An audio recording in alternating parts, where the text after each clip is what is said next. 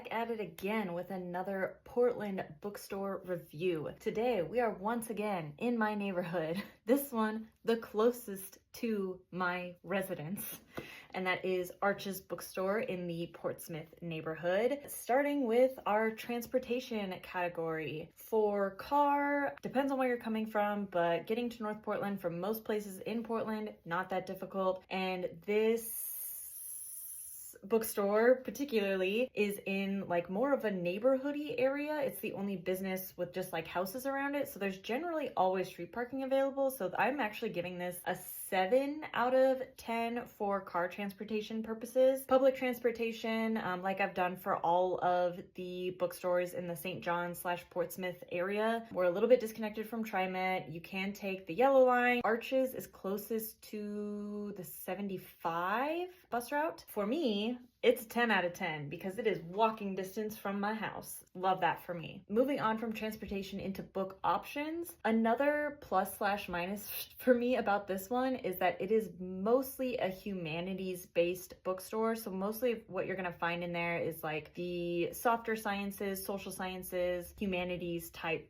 books. There is a small section of like sci-fi fantasy genre fiction, but you're not going to find like a romance section, a little bit of YA. But as far as book options for like the stuff I like to read, and I think most genre fiction readers, it's not a lot, but they do have a lot of really nice, pretty books.